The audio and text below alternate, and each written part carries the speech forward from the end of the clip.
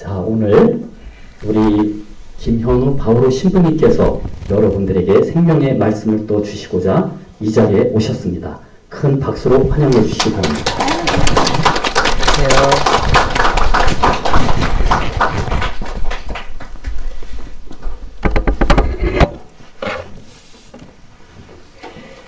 자모주님, 네, 인천에서 왔습니다. 김현우 바오로 신부입니다. 만나서 반갑습니다. 차를 가지고 왔는데 퇴근 시간이 진짜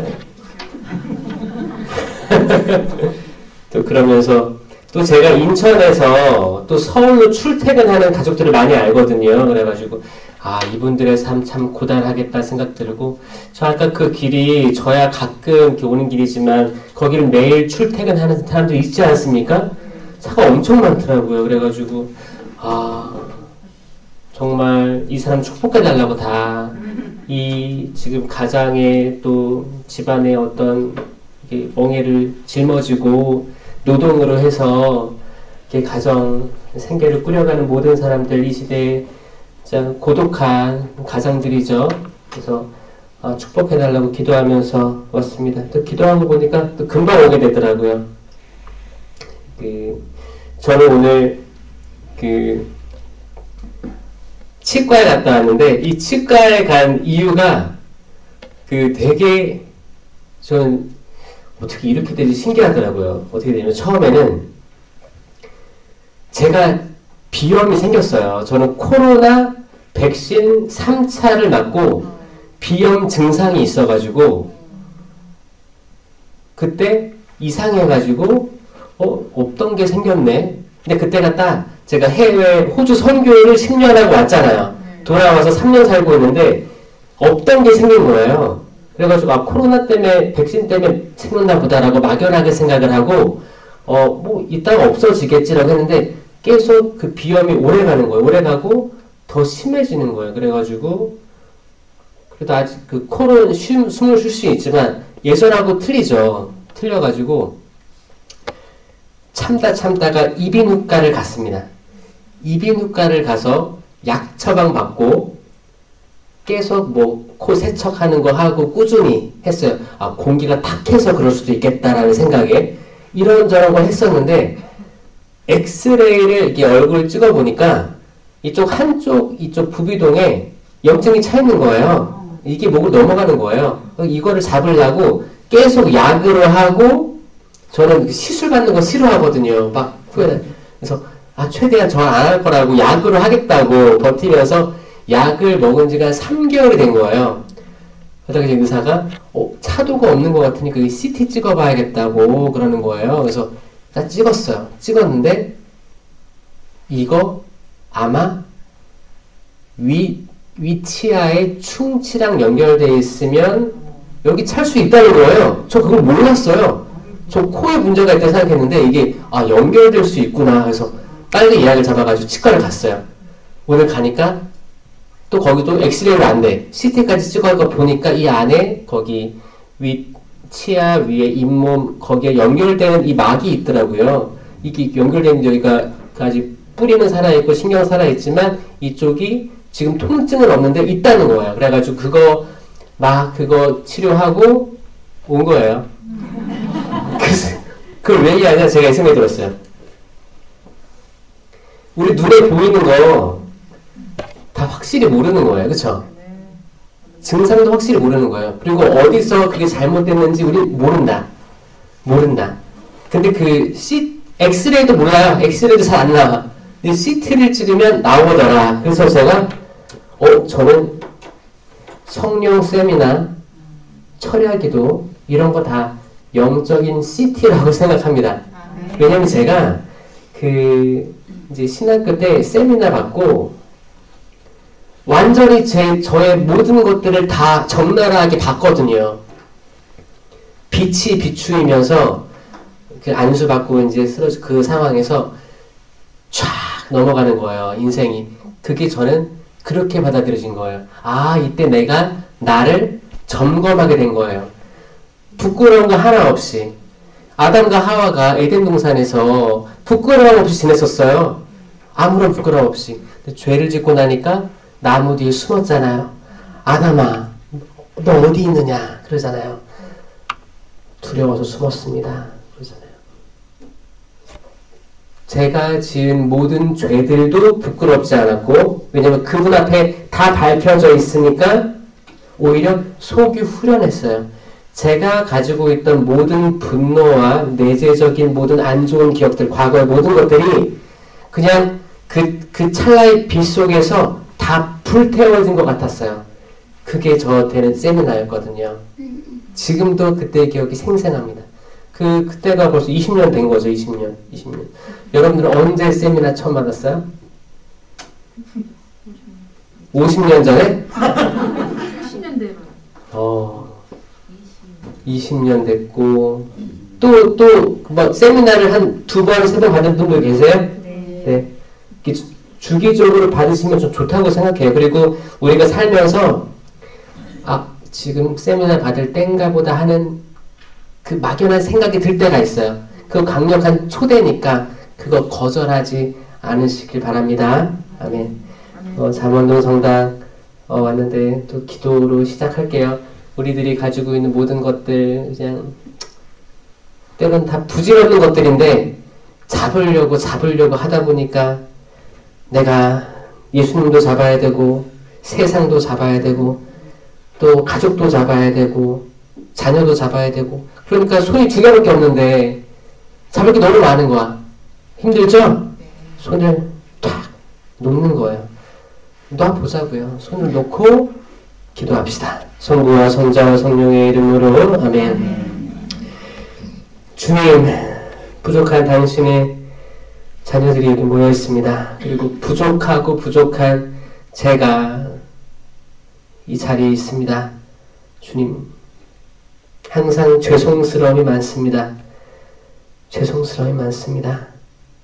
계속 수만 번 당신께 의지하고 당신께 찬양 올려드리고 당신의 말씀 묵상하며 살아가고 싶지만 저마저도 수많은 생각들로 혼란스러울 때가 많습니다. 하물며 이 세상 속에 살아가고 있는 당신 아들, 딸들 얼마나 더 심할까라는 생각을 합니다. 주님 축복해 주십시오. 이분들 축복하여 주시옵소서. 당신의 모든 복들을 내려주시옵소서. 이분들 적어도 당신을 으뜸으로 생각하고 있는 사람들입니다. 그 모든 것 위에 당신을 바라보고 있는 사람들이 여기 모였습니다. 주님,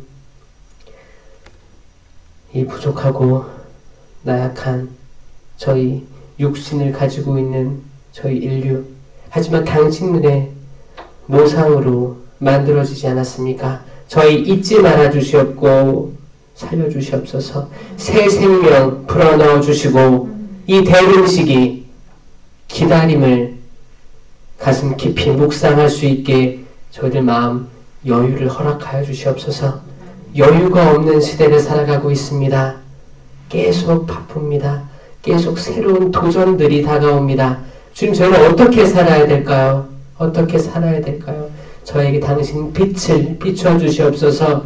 동방 박사들이 그 빛을 보고 그 머나먼 길을 떠났습니다. 그 마음가짐을 갖기까지 얼마나 많은 고민이 있었을까요? 저 별을 보고 가야 될 것인가?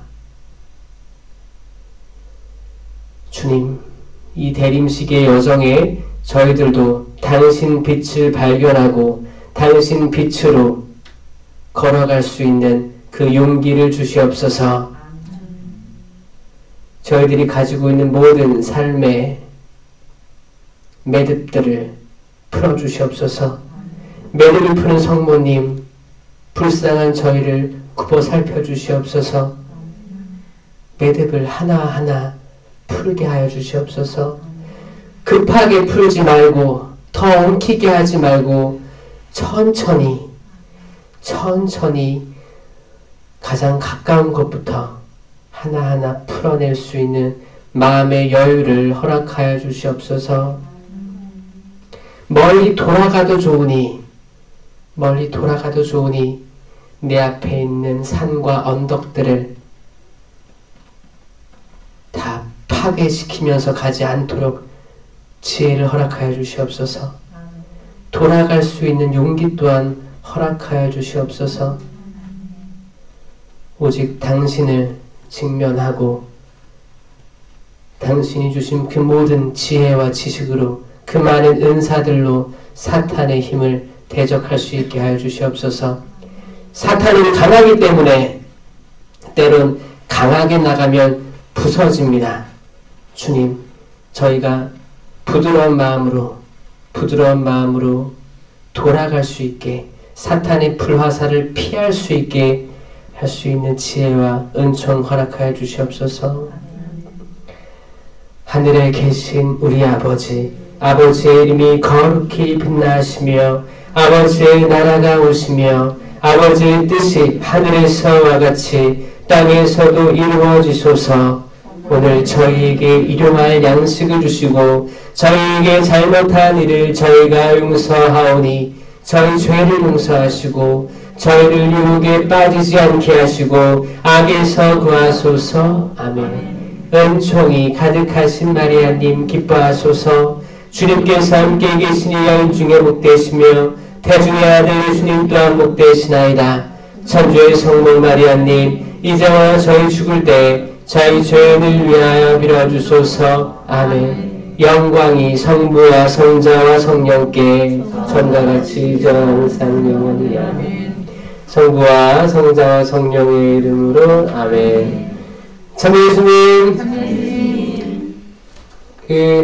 이 연말에 이렇게 성령기도에 계속 매주 있는 거 매주? 네, 대단하시고 너무 훌륭하다고 저는 생각을 해요. 왜냐하면 제가 호주에 살았는데 호주 거기는 그 시드니가 있고 그 뉴사우스웨일즈 시드니 그리고 이제 브로큰베이, 파라마타 이 세 교구가 있어요. 처음에는 한 교구였는데 이렇게 나눠졌죠. 브로큰베이가 제가 있던 교구예요. 브로큰베이는 말 그대로 브로큰베이예요.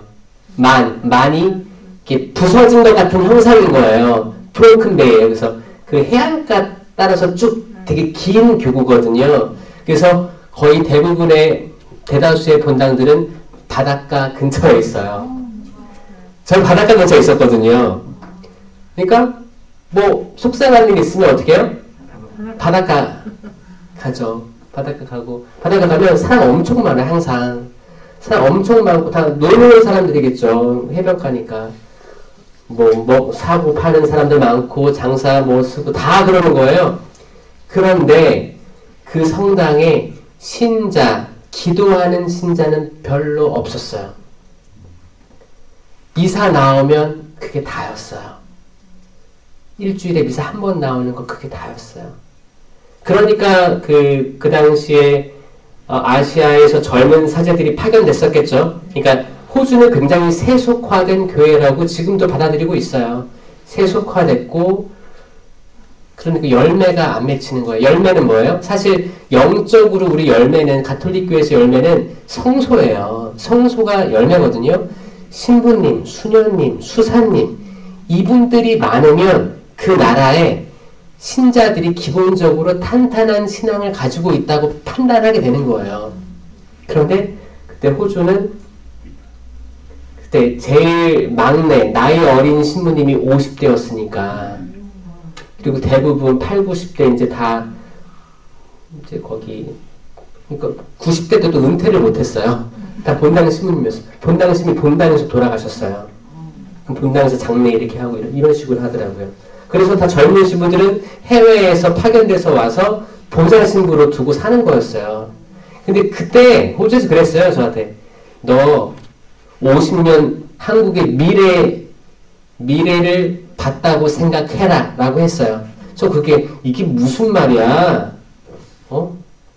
그랬는데 돌아와서 보니까 그럴 수도 있겠다라는 생각이 들긴 시작합니다. 왜냐하면 한국도 이제 성소자가 확 줄어들었고 이게 지금 이 코로나 시대를 지나면서 전반적인 산업, 그리고 우리 직장, 그리고 이제 모든 종교 포함이에요. 혁신적인 변화들이 일어나고 있습니다. 이게 좋기도 하고 안 좋기도 한 거죠. 다 명암이 있는 거예요. 그 중에서도 이제 천주교 신자들의 그 가치가, 밸류가, 그리고 내가 포장돼서 사는 신자와 진짜 나는 하느님을 알고 싶고 예수님 만나고 싶고 이런 신자들이 좀 체에 걸러지는 느낌을 받긴 받습니다. 그러니까 우리가 믿으면 안 될 게 뭐냐면 갤럽 조사예요. 갤럽 조사에서 천주교 11%라고 얘기해요. 11%. 인구 대비 11%. 전 그렇게 보지 않거든요. 일단 여기 성당에 교적이 있을 거 아니에요. 그 교적대로 사람이 나와요? 본당에? 안 나오잖아요. 그러니까 이 교적, 모든 본당의 교적 합친 게 그 갤럽이라고 보면 되는 거예요. 결국에는 뭐예요? 거기에 50%도 안 될 수도 있다. 냉정하게 말하면 그렇게 될 수도 있고, 또 우리 자녀들 다 세례 받았잖아요. 다 교적에 들어가 있는 거예요. 근데 이분들 다 성당 10% 나올까요? 10% 떨어질 것 같지 않아요? 예전에는 한 20년 전, 30년 전, 그때 이제 한국이 전쟁 이후에 먹고 살기 힘들고 이제 성장 과정에서 많은 집안들에서 열심히 돈을 벌어야 되기 때문에 아이들이 놀러 못 갔었어요. 아이들이 지방에, 바닷가에 텐트 치고 자는 이런 경험도 못 해가지고 성당에서 이걸 한 게 캠프였어요. 여름 캠프. 여름 캠프 가면 어디 가서 땅도 파고 텐트도 직접 짓게 하고 같이 자고 먹고 기도하고 이런 거. 아니면 어떤 수련 현장에 가가지고 거기서 신앙 교육한다고 그렇게 많이 했었어요. 그리고 해외 선교순례, 제주도 여행 이런 것들이 학교 아니면 성당에서 가능했기 때문에 부모님을 못 보내지만 애들을 가족끼리 못 가지만 이렇게 위탁을 많이 보냈었는데 그래서 이게 약간 좀 떡섰죠. 코로나 딱 그 이후로 이걸 돌아다볼 시간이 된 거예요. 본당들에서 지금까지 여름 캠프로 지출하고 있었던 예산을 보니까 코로나 때 완전히 다 삭감이었잖아요. 못 나가니까. 못 만나게 하니까. 그러니까 굉장히 많은 부분 의지하고 있었던 거예요. 많은 본당들에서.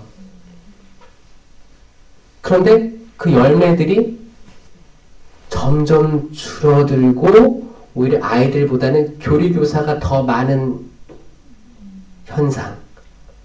그리고 교리교사들도 아이들이 없으니까 재미가 없는 거예요. 옛날만큼 재미가 없는 거예요. 그래서 떠나가는 현상. 코로나로 많은 사람들이 지금 깊이 성찰하면서 어떻게 나아가야 되는지 고민하고 있습니다. 저는 마찬가지로 성령 쇄신 봉사에도 이 고민을 해야 된다고 생각해요. 8, 90년대, 2000년대 초반까지 성령 쇄신 부흥했다고 전 믿어요. 저도 그때 체험했었고 그랬죠? 그러다가 근데 부모님들이 열심히 해 성령 쇄신을. 근데 자녀들이 볼 때도 정말 훌륭하시다 라고 느끼는 부모님들이 얼마나 있을까요? 잘 보세요. 부모님들 진짜 열심히 해요. 본당 어디 가서 강의도 하고 열심히 봉사를 막 해. 근데 이분들이 집에 들어가면 나는 하늘을 보고 왔잖아요. 하늘을 경험하고 왔기 때문에 집에 있는 자녀들을 보면 이 땅 밑에 구덩이 있는 것처럼 보여질 때가 있을 거예요. 그래서 어떻게? 화가 치밀어 오르는 거예요. 화가. 그러니까 뭐냐면 이 간극이에요. 우리는 하늘을 때는 경험하거든요. 그러니까 우리 은사체험 같은 거 하고 정말 의지가 있으면 그분은 맛보여줘요. 하늘을 맛보여줍니다. 맛보여주는 거. 맛을 봤어. 봤는데 내 가족, 내 남편, 내 아내, 내 자녀들은 저 끝 구덩이에, 구렁텅이에 깊숙이 있는 것 같아서 속이 터져서 얘들 끌어올리려고 어떻게 해요? 다그치고 화내고 분노하고 이런 거 아니에요. 그럼 애들은 그렇게 기도를 많이 한다는 사람이 나한테는 왜 그 오란 하느님의 예수님의 자비를 안 보여줘. 이러고 대들 수 있어요, 없어요? 있어요. 있어요. 때론 이게 먹혀들 때도 있습니다. 제가 딱 이것만 하라는 게 아니에요. 지혜롭게 그 양쪽을 다 이렇게 어르고 달래면서 당근과 채찍 주면서 해야 되는데 이게 어렵죠.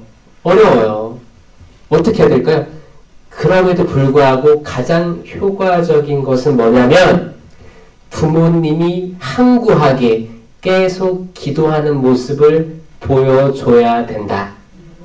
눈에 입력시키고 귀로 입력시켜야 돼요. 어떻게?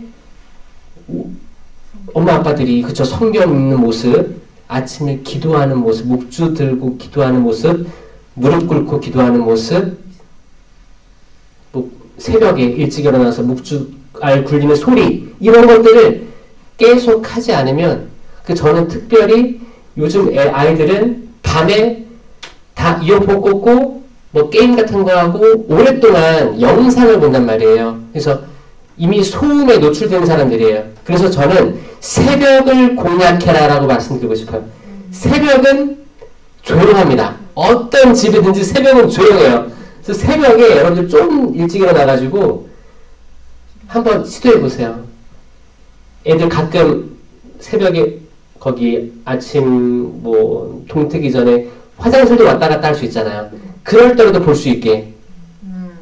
만약에 내 아들 딸들은 한 6시만 되면 항상 화장실 가는 것 같아. 그럼 나는 5시 반부터 기도를 하는 거야. 그러면 딱 얻어 걸리는 거야. 그러면 그 뭐야? 그게 내가 물고기가 어딘지를 알고 종을 알고 그걸 던지는 거잖아요. 이런 거를 많이 노출하는 가정은 저는 이게 어렵거든요. 하면 저는 분명히 먹힌다라고 생각해요. 그게 아니고 부모님이 항상 뭐 주말에는 성당 간다고 했다가 안 들어와. 그리고 평일에는 저녁에 미사 간다고 했는데 항상 뭐 6시부터 9시까지 안 들어와. 근데 항상 들어와서는 자기 혼내. 그러면 입장 바꿔놓고 생각해보자고요. 나 같아도 아니 기도 열심히 하고 와서 왜 나한테 화를 내? 그럴 수도 있잖아요. 그쵸? 근데 악마는 이렇게 하는 것 같아요. 악마는 항상 이 간극을 나한테 이게 보여주는 거예요. 야, 이렇게 차이가 있다. 어떻게 해야 되는 거 아니냐? 급해. 빨리 해야 돼. 빨리 애들 다그치거나 송두리째 바꾸지 않으면 안 될 거야. 이 속삭임을 계속 내 귀에 대고 계속 하는 거예요. 그 사람 미치는 거죠. 그럼 어떻게 해요? 내가 내 화를 못 이겨서 뭐 어린 자녀들 몽둥이를 들 수도 있고 폭력이 나올 수도 있고 악한 말들이 나올 수 있어요. 악한 말이 막 쏟아지는데 나도 감당할 수 없는 악한 말들. 감당이 안 돼. 내가 말하면 내가 나중에 분명히 후회할 말들을 내가 하고 있는데 언제까지 해야 될지 몰라. 이거 어떻게 매듭을 줘야 되지? 이미 다 맺혔는데 다 미안하다고 하면 또 자존심 상할 것 같고 다 말해놨어. 그러다가 뭐 내일 또 얘기 들어가 버리고 매듭이 안 돼. 그렇잖아요. 우리는 항상 악과의 싸움에서 질 때가 많다. 이걸 받아들이는 거예요. 예수님께서 우리 삼위일체 하느님께서 우리에게 하신 방법은 뭐였냐? 이게 성탄절이거든요. 성탄절 지금 백화점 다 삐까번쩍하게 데코레이션 있고 저 오다가 또 봤는데 어떤 데는 그 크리스마스 용품 전문점 해가지고 쭉 나무들 정말 세워놓고 눈 내리는 거 하고 되게 다양하게 이렇게 크리스마스 트리에 집착하는 그런 데를 봤어요. 엄청 많게 돼 있더라고요. 또 거기에 사람들 막 줄 서서 사고 있었어요. 여기도 데코레이션 잘 돼 있네요. 네, 저기 트리도 있고. 그런데 정말 삼위일체 하느님이 이 지상으로 오신 이 과정이 정말 성탄절의 의미인데 세상 많은 사람들은 그냥 그래도 설레이는 거지. 설레이면서 희망하는 거잖아요. 아, 이렇게 힘든 세상 계속 고민하면 뭐래. 그래도 좋은 생각이라도 해야지. 좋은 사람 만나야지. 이 마음들은 저는 기본적으로 우리 하느님의 모상으로 만들어진 우리가 가지고 있는 방향이라 생각해요. 뭔가 희망하려고 하고 기분 좋으려고 하고 바오로 사도도 기뻐하십시오. 필리피서에 거듭말합니다. 기뻐하십시오 라고 하잖아요. 근데 바울이 그때 감옥에 있었어요. 감옥에 언제 처형될지 모르는 상황 속에서 있었어요. 근데 편지를 쓰는 거예요. 기뻐하십시오. 나를 위해 함께 울어주십시오. 이런 게 아니고 거듭말합니다. 기뻐하십시오. 나는 하느님께 바쳐지는 포도주로 되어가고 있습니다. 포도주 만드는 거 아시죠? 만들어 봤어요? 호주 사람들 많이 만들어요. 그 포도주가 유명한 데들은 다 이제 수제 포도주 이런 것도 많이 만들거든요. 그래가지고 막 포도 따가지고 짓밟아요. 밟아요. 으깨버려요. 으깨요. 이게 첫 과정이에요. 으깨요. 이렇게 밟아요. 정말 그 풀자로 깔아놓고 밟아. 그리고 오크통에 넣는 거예요. 오크통에 넣어서 보관하는 거예요. 포도주로 받쳐주고 있습니다는 내가 정말 완전히 짓밟혀서 희망조차 없는데 힘든데 괴로운데 이 절망의 끝인데 당신께서 주셨는데 내 좋은 것도 받았으니까 나쁜 것이라고 어떻게 거절할 수 있겠습니까? 그 마음이 저는 이 신앙의 정점이라고 생각합니다. 항상 좋은 거를 줄 수 없잖아요. 그쵸? 되게 이기적이잖아요. 이기적인 기도예요. 우리가 태어난 것도 각자 다른 환경에서 태어났잖아요. 그냥 인생은 받아들이는 게 빠른 사람들이 일단 그 성공 가도에서 좋은 위치를 차지하게 된다고 저는 생각합니다. 이게 만약에 초, 중, 고 때 깨닫는다면 이 친구들 건강하게 자랄 거예요. 근데 어떤 분들은 그럴 수도 있죠. 계속 비교하고 과거에 대한 거, 모르는 미래에 대한 불안감들 계속 비교하고 불안하면 사실 지금의 나를 잘 받아들이고 납득하지 못한 상태이기 때문에 이미 내가 불안한 거예요. 불안한 겁니다.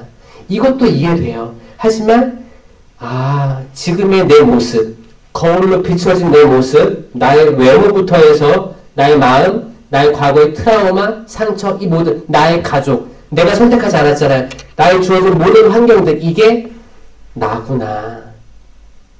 그리고 하느님은 나를 통해 뭔가 역사할 거구나 라는 걸 믿으면 일단 그 학생이가 됐든 대학생이 됐든 뭐 처녀, 총각 어떤 분이 됐든 또 나이가 많아도 상관없어요.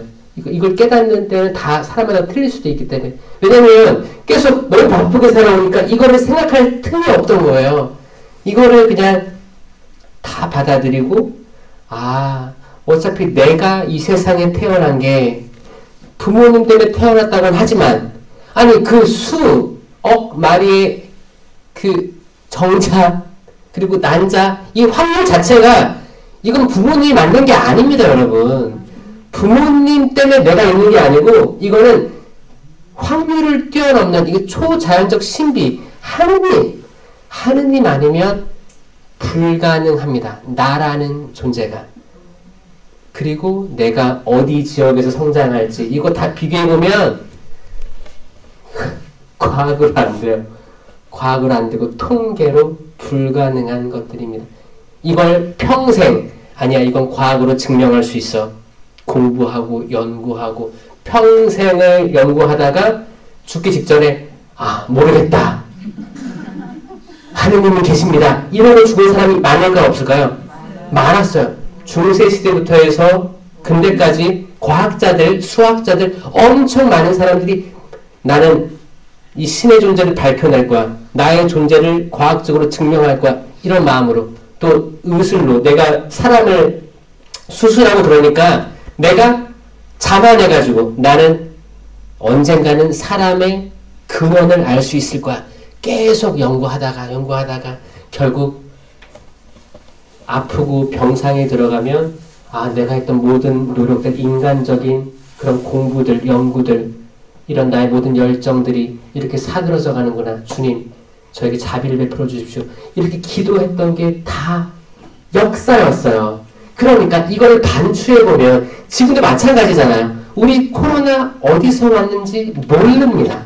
모르죠? 처음에는 뭐 중국에서 왔다, 어디서 박쥐에서 왔다, 다 명확히 밝혀진 게 없습니다. 그리고 지금도 코로나 백신 1차, 2차, 3차, 4차 맞으신 분도 계시죠? 5차? 계속 맞아야 될, 이제 어르신들은 면역이 약하기 때문에 맞아야 된다고 권고를 많이 하시는 것 같아요. 이 코로나 백신에 대해서 100% 유해성이 없다고 보장하기 어려운 거예요. 우리가 맞는 독감 백신도 자유의지죠. 맞는 게. 어떤 분들은 안 맞을 수도 있는 거예요. 맞을 수도 있고. 왜냐? 100% 확신하지 않습니다.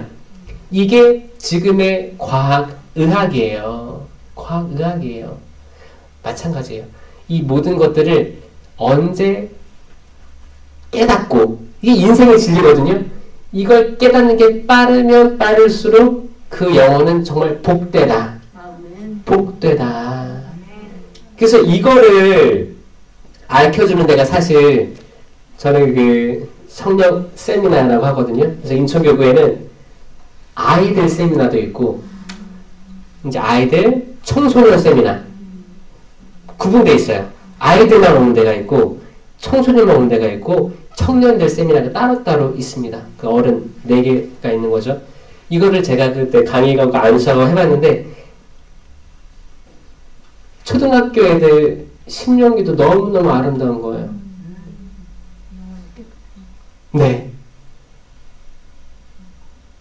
그리고 그들이 손 모으고 기도하는 모습들, 거기서 저는 답을 본 게 과거에 그 이제 초등학교 캠프를 뭐 부모님이 못 보내줬으니까 멀리 성당에서 데려가자 이런 게 지금 없어졌으니까 지금은 영성으로 가야 된다 생각을 하는 거예요.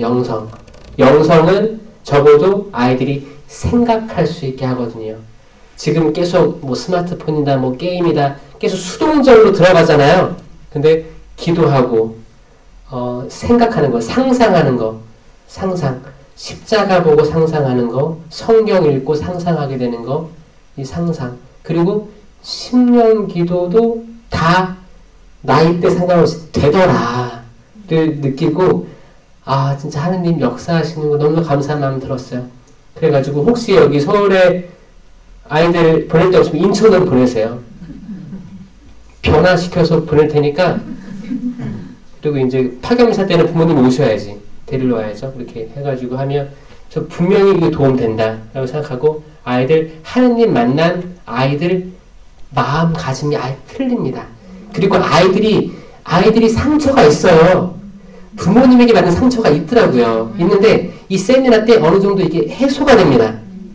해소가 돼요. 그리고 오히려 아이들이 그러니까 나 혼났으니까 내가 슬픈 건데 생각해보니까 나도 잘못한 걸 본인들이 깨닫게 되는 그게 시점이 세미나예요. 그러니까 이 뭐예요? 상처 회복도 되죠. 자기 뉘우침도 되죠. 집에 가서 잘해야겠다라는 마음도 들죠.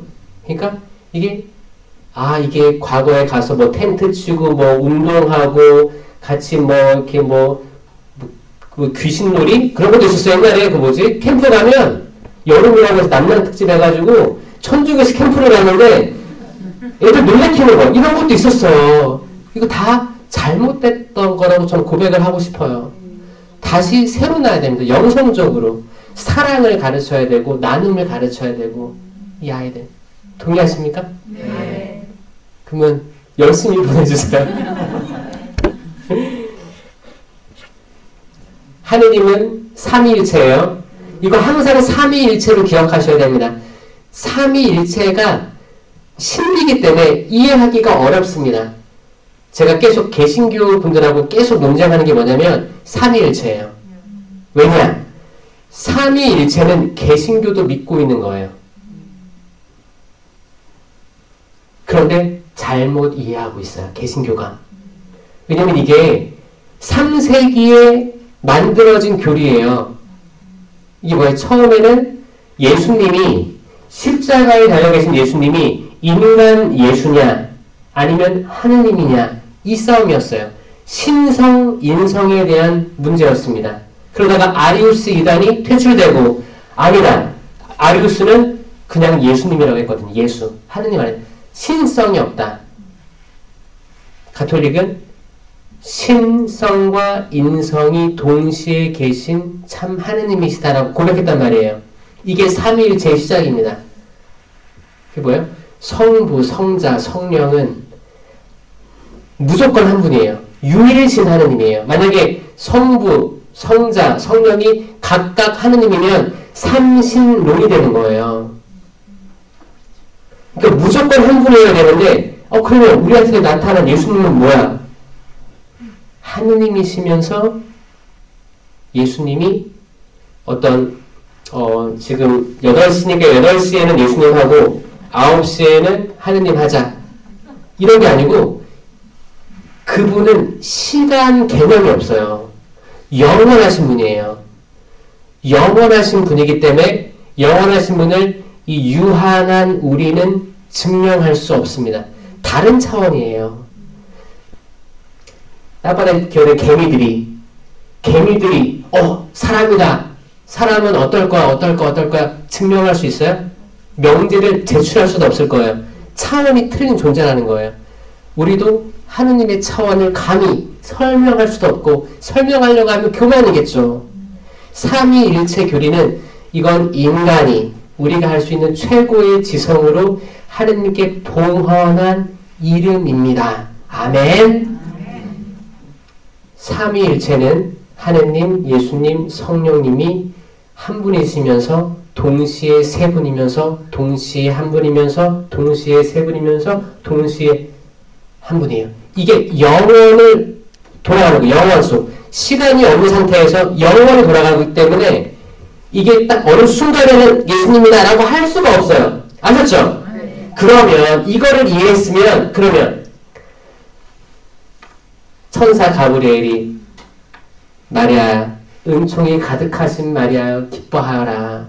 주님께서 너와 함께 계시다. 이제 아들을 잉태하여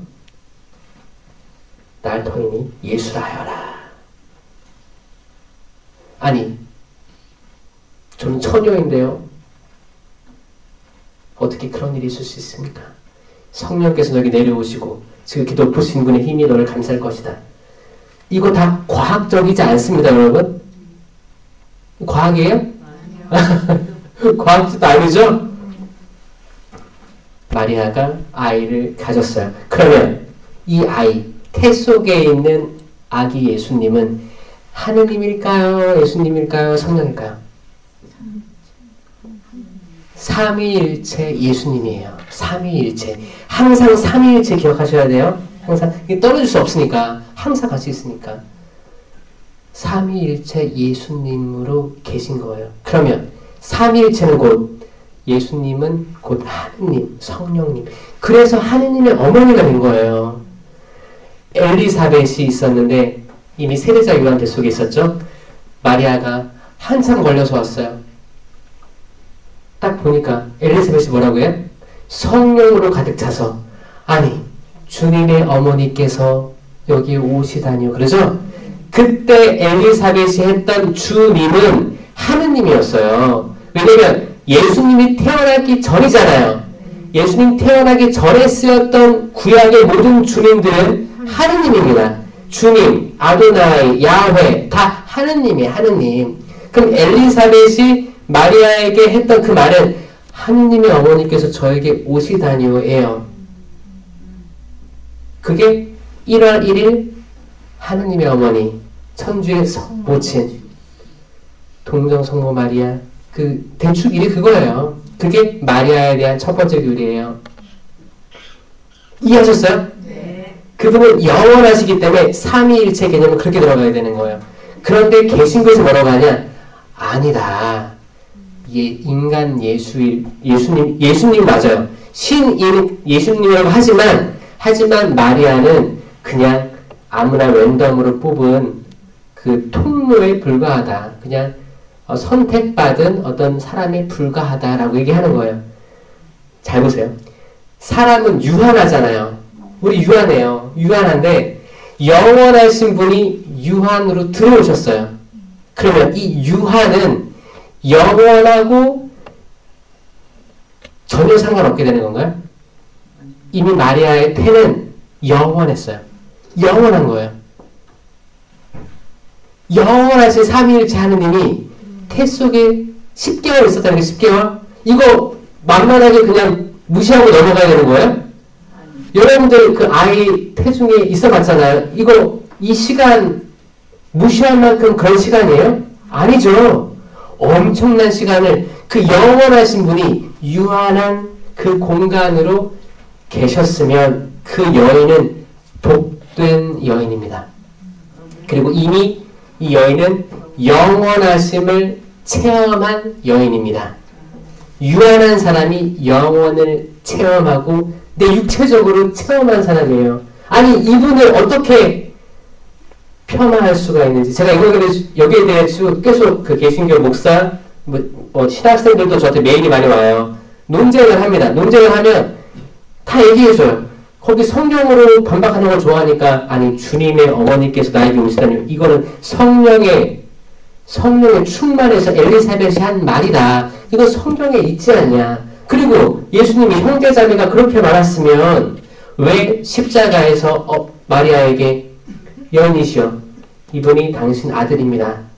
왜 아들이 그렇게 말했으면 요한에게 어머니를 맡겨요. 그 당시 시대로도 불가능한 거를 왜 아들이다. 제가 계속 얘기해요. 거기서 계속 마리아를 어떻게 하면 이렇게 폄하시키려고 자식도 많았고 그냥 통로였고 그 정도로 얘기하는 거예요.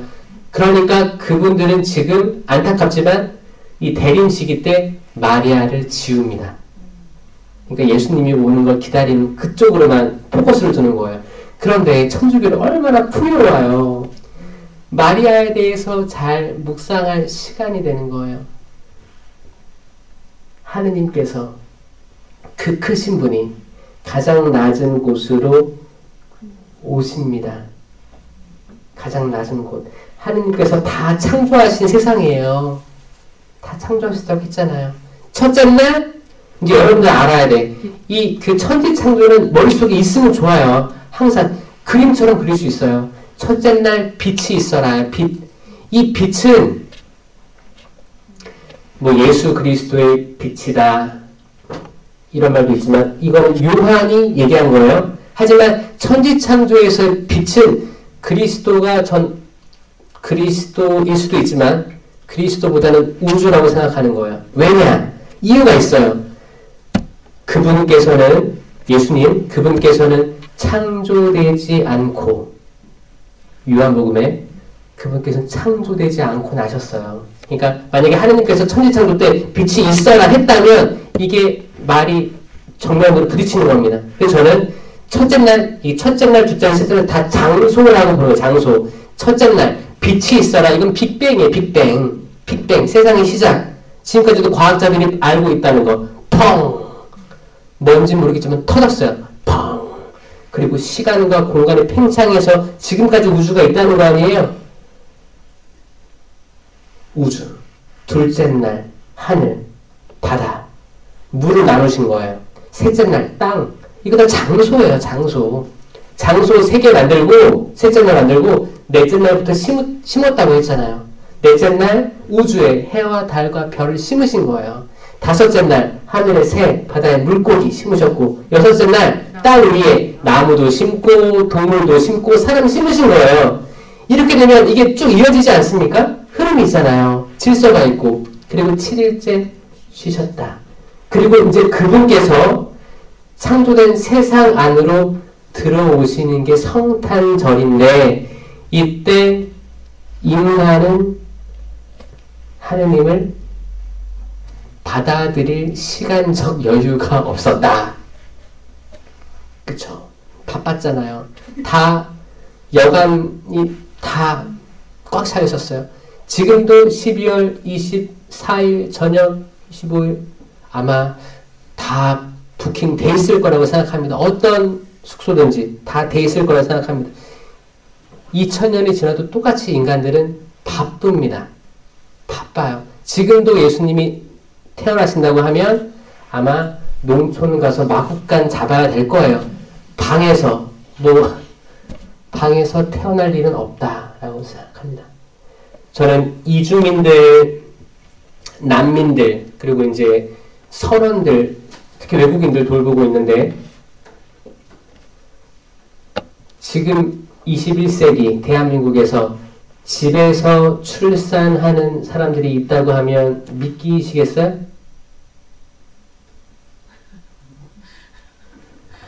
미등록 외국인들 때론 병원에 가면 잡혀가서 추방될까봐, 내 사랑하는 아이와 같이 추방될까봐 생명 지키려고 집에서 출산하고, 또 거기에도 3파도 있는 걸로 알고 있어요.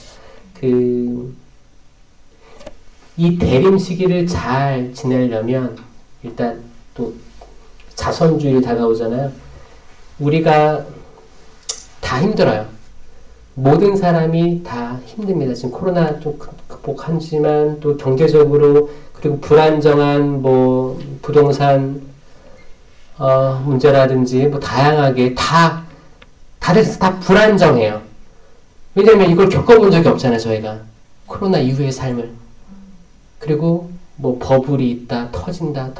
계속 안 좋은 뉴스들. 전 세계에서는 전쟁 끊임없이 나타나고 분쟁도 생기고, 사실 이런 경제적인 추락 때문에 여기서도 가족 간의 불화들이 엄청 많습니다.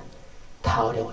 그럼에도 불구하고 내가 진짜 최악의 어려움이 속에서 있는데 지금 살아가는 것도 진짜 기적이라고 생각하는 사람이 있어요. 그런데도 불구하고 지나가는데 거린이 있어. 여기에 동전이라도 1,000원짜리라도 줄 수 있는 그 마음의 여유가 있다면 이거 기적 만들어냅니다. 근데 이거 진짜 어려운 거 아세요? 진짜 어려워요. 항상 내가 출퇴근 시간에 지나가는 그 전철역에 항상 노숙자가 있어. 같은 사람 있어요. 같은 사람 계속 있어도 계속 지나가는 거야. 계속. 오늘은 뭐 줘볼까? 다음에 주지 뭐. 아니야, 주면 딴 데 쓸 거야. 술 먹을 거야. 아니, 그런 걱정은 왜 해요? 그 사람이 먹든 말든 그 걱정을 왜 하면서 내 선행을 막으려고 해요? 이거는 악과 내가 논쟁에서 진 거예요. 나는, 나 뭐 주려고 했잖아. 근데, 아니야, 걔 뭐 먹을 거야. 술 먹을 거야. 다시 집어넣어. 그럼 내가 생각에 진 거예요. 나의 원래 본능은, 하느님 보상을 주는 거였는데, 이렇게 되는 게 엄청 많다는 거예요. 미등록 외국인들이 그렇게 불안하고 추방당할 위험에 있으니까 철저히 자신을 감추고, 내가 월급 다 못 받아도 좀 적게 받아도 현금 주는 대로 들어간단 말이에요. 그러면 한국 사람들 또 월급 적게 줄 수도 있고 또 이 사람 불쌍하기도 하고 써준단 말이에요. 이게 있으니까 돌아가는 거 아닙니까? 사회가 40만이에요. 40만 명 미등록 외국인 전체는 250만 명이에요. 250만 명. 그리고 이 미등록 미등록 부부들의 자녀들은 2만여 명으로 추정됩니다. 그래서 저는 쌀하고 김치, 또 우리농도 힘들잖아요. 우리농촌 살림운동 아시죠?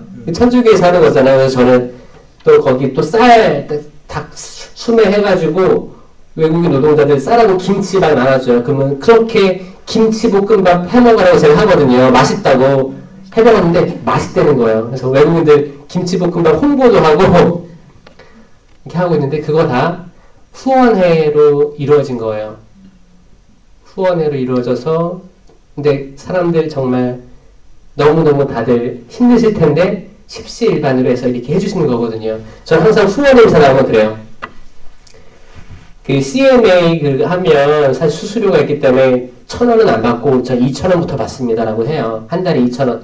고정적으로 해주시면 우리가 잘 쓰고 여러분들의 사랑을 직접적으로 알려주고 우리가 했던 거를 방송으로 내보내고 유튜브로 보내고 또 주보에도 안내해주고 이렇게 하겠습니다라고 하면서 이렇게 하는데 그 많은 분들이 함께 해주시고 계시죠.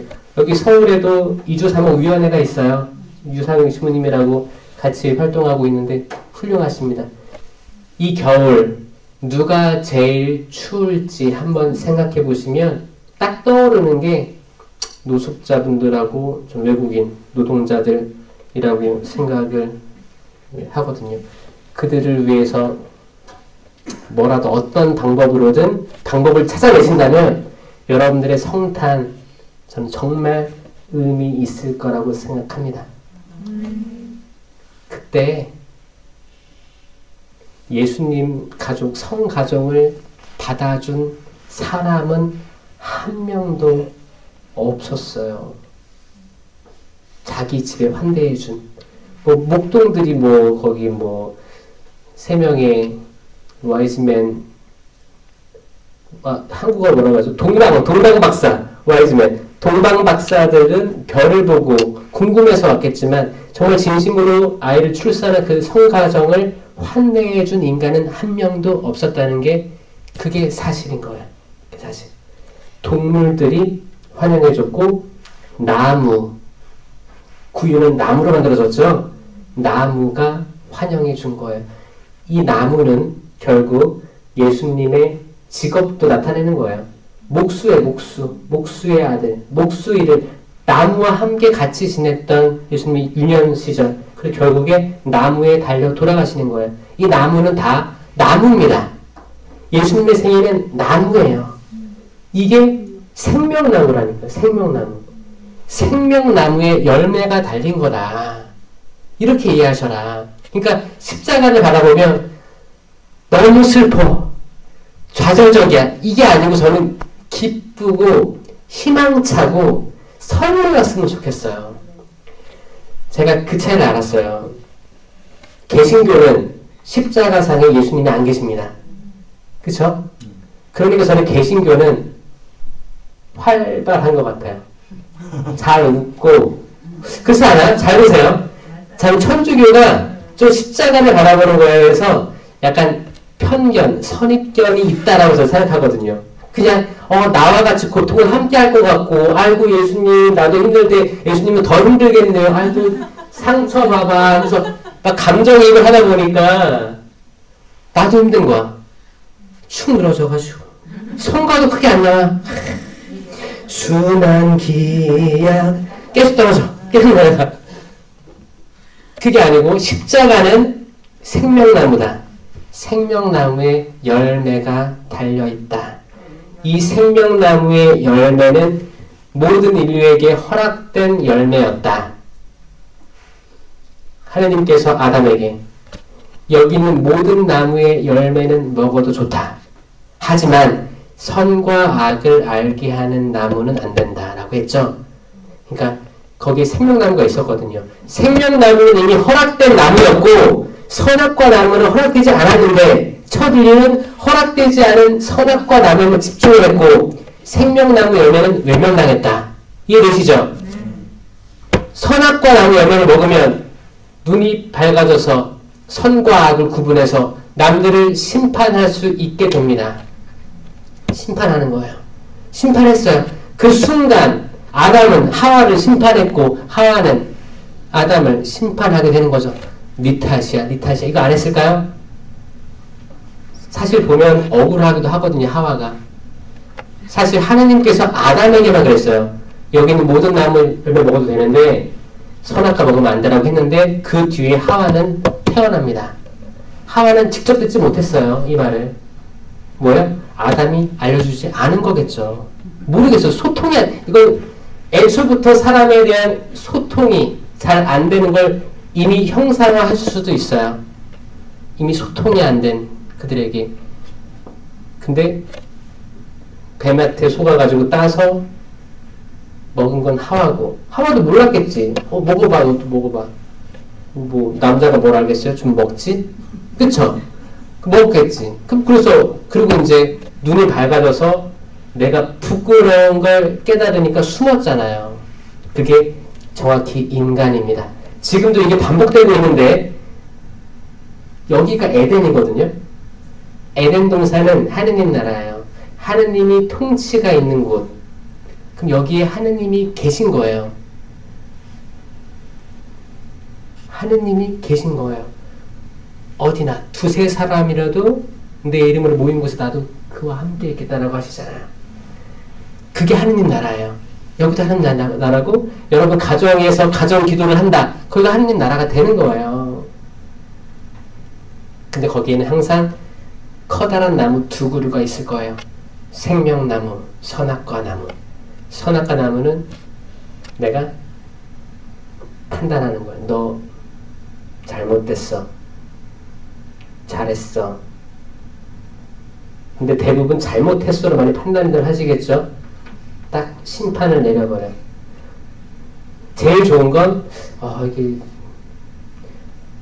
내 엄마가 보기에는, 아빠가 보기에는 잘못된 것 같은데, 좀 더 생각을 해볼게. 이게 차라리 겸손한 모습이지.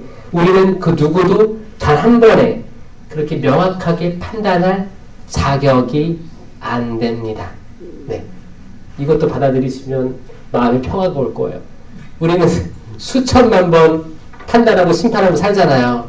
그러다가 싸우잖아. 왜냐면 억울하거든. 너 그래. 난 아닌데 티격태격 하면 그럼 어디까지 가요? 이게 끝까지 가는 거예요. 끝까지 가다가 법정까지 가는 거예요. 근데 너 말이 맞을 수도 있겠다. 한 발 뒤로 물러서면 그 사람도 뒤로 물러서게 돼 있어요. 서로 뒤로 물러서야지 분쟁이 없지. 우리는 문제는 뭐예요? 바로 즉답을 해버립니다. 싸움 쳤어. 우리도 쉬가 무슨 소리예요? 뱀 소리예요. 뱀. 쉬. 뱀이 꽈리를 들고 어떻게 하면 우리 자존심을 건드려서 즉답하면서 반응하게 만들까 하는 게 사탄의 계략입니다. 계략. 사탄의 계략이에요. 이거 잘 싸워서 이길 수 있겠어요? 저도 넘어집니다. 저도 안 될 때가 많지만 근데 이걸 아는 게 중요한 것 같아요. 지피지기면 백전백승이에요 사실. 근데 정확히 계속 알고 계속 그래 악마가 이런 식으로 올 거다라는 걸 인식하고 있으면 그 중에 10개 중에 한 6개는 막아서 이겨낼 수가 있게 되더라고요. 그래서 여러분들도 그 분쟁 그리고 내가 할 수 없는 것들이 있어요. 집착하지 마세요. 그거 내가 할 게 아니에요. 우리 거기 성경에도 두세 사람씩 파견 보내잖아요. 이 집에 평화를 빕니다. 너희를 환영해주면 거기서 먹고 마셔라. 쉬어라. 평화를 빌어줘라. 환영하지 않으면 신의 먼지를 탈탈탈 털어버리라고 하잖아요. 왜 털어버리는 거예요? 에이 잘 먹고 잘 살아라 이거예요? 탈탈탈 이거는 나를 털어버린 나 스스로.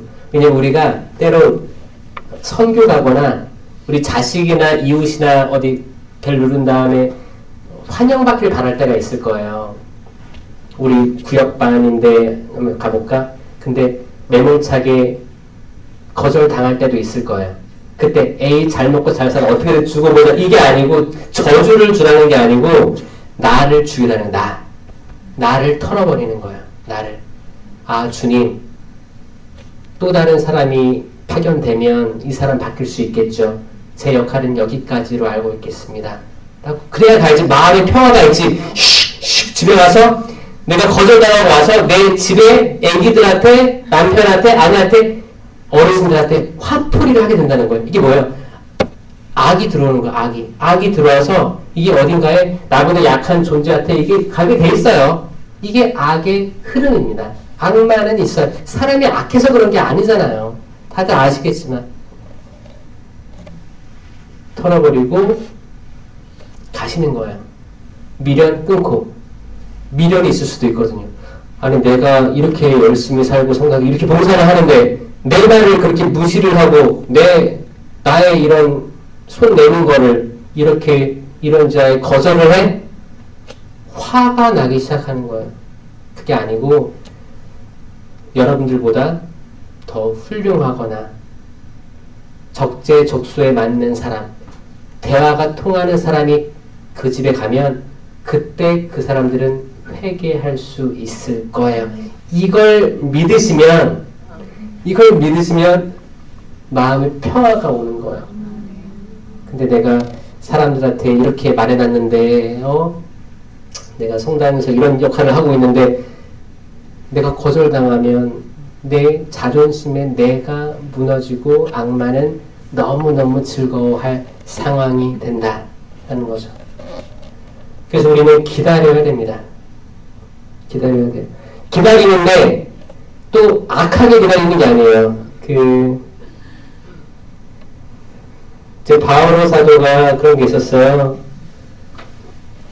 이제 뱀에 물렸죠. 그래서 사람들은, 이제 원주민들은 바오로의 몸이 이제 부어오르거나 당장 쓰러져서 죽으려니 하고 기다렸다라고 되어 있어요. 기다렸다.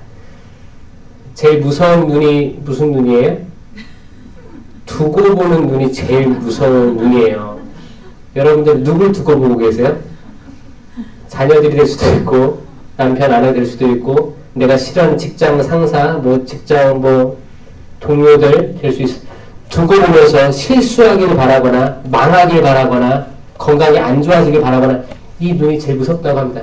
이거 되게 안 좋은 악의를 가지고 기다리는 거죠? 이게 피해야 될 거예요. 그 대신 우리가 기다려야 되는 건 뭐냐? 봐봐요. 그 사람들한테는 그건 대림이에요. 대림은 기다리는 거거든요. 그러니까 악인들한테도 대림은 있는 거예요. 기다리는 거예요. 어떻게 되나? 망해라, 망해라, 사고 나라, 먹다 체해라. 우리한테의 대림은 어떻게 하면 작은 구유가 될 수 있을지를 고민하는 겁니다. 구유가 돼야지 예수님 맞아들일 수 있어요. 구유 아주 작아야 되고, 아주 볼품 없어야 되고, 냄새도 나야 됩니다. 향수 뿌리지 마세요. 아주 악취가 날 겁니다. 그냥 사람 사는 냄새가 날 거예요. 사람 사는 냄새. 제가 어린이집, 거기 외국인 노동자, 특히 미등록 아이들의 자녀들 돌봄을 하고 있어요. 제가 원장이에요. 인원은 별로 없고, 장소도 밝힐 수가 없어요. 다 미인가기 때문에.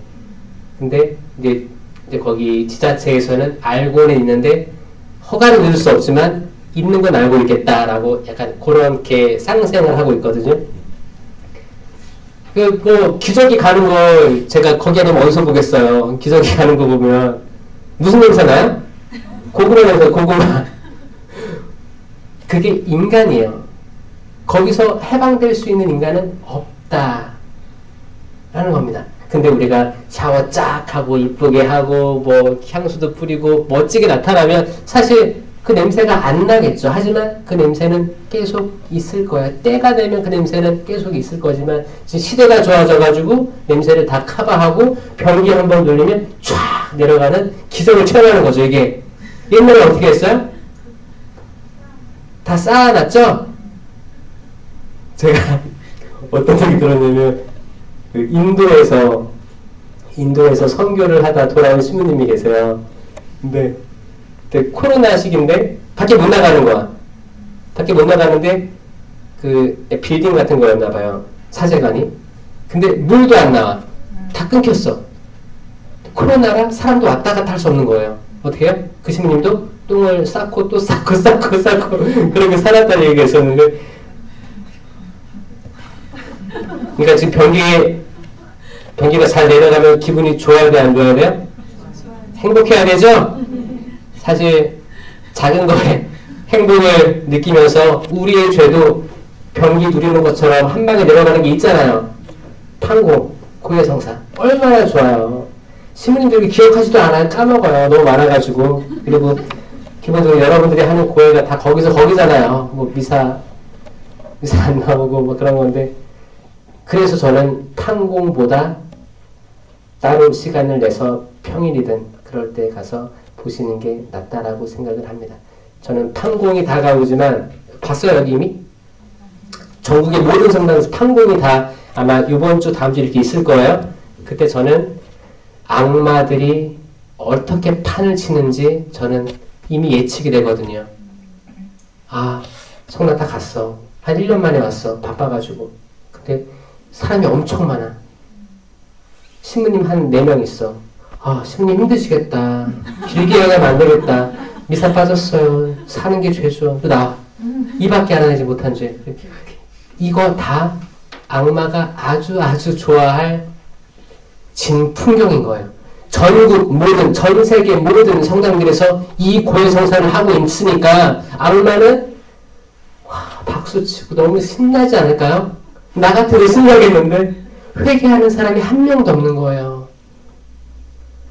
우리를 작은 구유를 만들 수 있는 건 철저한 부서짐, 그리고 나란 존재를 그냥 받아들임, 포기함, 이것밖에 없습니다. 영광의 성부와 성자와 성령께 감사합니다.